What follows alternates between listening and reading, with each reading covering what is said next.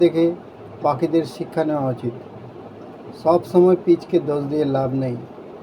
বলারদের উচিত নিজের দক্ষতা বাড়ানো, নইলে নাকি কান্না কেঁদে কোনো লাভ হবে না।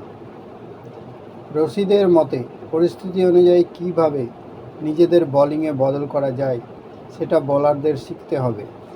তিনি বলেন, ওয়েলকাম মাই চ্যানেল, আসসালামু আলাইকুম। এবারের আইপিএলে রানের বন্যা বইছে। ইতিমধ্যে সানরাইজ হায়দ্রাবাদ একটি ম্যাচে 287 ও আরেকটি ম্যাচে 277 রান করেছে। কলকাতা নাইট রাইডার্স করেছে 272 run. Royal Challengers Bengaluru 262 run করেও হেরেছে। ঘরের মাঠে 223 রান করে জিততে পারেনি কেকেআর। অর্থাৎ বোলারদের অবস্থা আরও খারাপ হচ্ছে। বোলারদের খারাপ পারফরমেন্সের জন্য পিচ নয়, বোলারদেরই দায়ী করছেন রশিদ খান। গুজরাট টাইটান্সের স্পিনার রশিদ জানিয়েছেন, এই মরশুমে অনেক বোলার রয়েছেন, ভালো বল করছেন। তিনি বলেন, জসপ্রীত বুমরা তো একই পিচে বল করছে, ওর বোলিং দেখে পাখিদের শিক্ষা নেওয়া উচিত। সব সময় পিচকে দোষ দিয়ে লাভ নেই।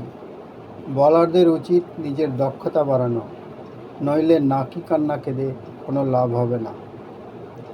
রশিদের মতে পরিস্থিতি অনুযায়ী কীভাবে নিজেদের বোলিংয়ে বদল করা যায় সেটা বোলারদের শিখতে হবে।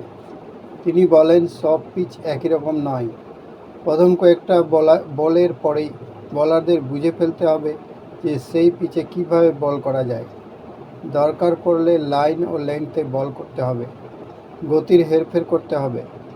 ব্যাটসম্যানদের থেকে বাঁচতে গেলে চলবে না, উইকেট নেওয়ার চেষ্টা করতে হবে। বুমরা সেটা করছে বলেই এতটা সাফল্য পাচ্ছে, বাকিদেরও সেটা করা উচিত। শুধু দক্ষতা নয়, মানসিকভাবেও বোলারদের চাঙ্গা থাকার পরামর্শ দিয়েছেন আফগানিস্তানের এই লেগ স্পিনার। তিনি বলেন, মার খেলেই অতিরিক্ত চাপ পড়ে যায়, তাতে পরের বল আরও খারাপ হবে। নিজের মন ফুরফুরে রাখতে হবে, খেলাটা উপভোগ করতে হবে, আত্মবিশ্বাস রাখতে হবে যে পরের বলেই যাতে ব্যাটসম্যানকে ফেরাতে পারি। ভিডিও এই পর্যন্তই। আপনাদের অসংখ্য ধন্যবাদ।